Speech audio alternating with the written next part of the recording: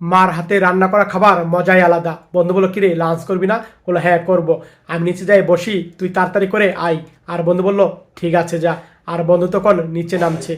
আর নিচে নেমে বন্ধু তখন এই রেস্টুরেন্টে বসলো। আর বসে তখন ওয়েটারকে ডাক দিল। ওয়েটার তাকালো, এদিকে আসো। আর বললো, আমাকে দুইটা ডিম পিঠা দাও। আচ্ছা ঠিক আছে। আর বন্ধুটা দেখতে পেলো তার বন্ধু এদিকে আসছে। আর বন্ধুর মা খাবার দিয়েছে, সেই খাবার টেবিলে রাখলো। আর খাবারটা বন্ধু খুলছে। আর খাবার খুলে দেখলো যে একই তরকারি। আর বলো, কি দিয়েছে? আর বললো, কিরে কি হয়েছে? বললো, দেখ একই খাবার প্রতিদিন, ভালো লাগে না। এইভাবে কথা বললো। আর তখন বন্ধুর কথা শুনে তখন এদিকে ওয়েটার খাবার দিল।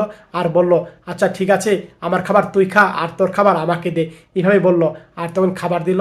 আর তখন বন্ধু তৃপ্তি সহকারে তার ডিম পিঠা খাচ্ছে। আর এই ভাইটা তখন মা হাতে রুটি বানিয়ে দিয়েছে, তরকারি ঝোল দিয়ে তখন রুটিটা মুখে দিল। আর রুটি মুখে দিয়ে তার মার কথা মনে পড়ে গেল।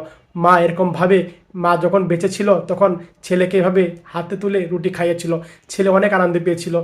এই ছেলেটার মার কথা মনে পড়ে গেল। আর তারপরে আবার রুটি ছিঁড়ে তখন তরকারিতে ভরিয়ে তখন আবার রুটি খাচ্ছে। আবার মার কথা মনে পড়ে গেল ভাইটির। সত্যি ভাই, এই ভিডিও দেখে যদি আপনাদের মনটা ভরে যায়, শেয়ার করে দিয়েন। মন থেকে শেয়ার করে সব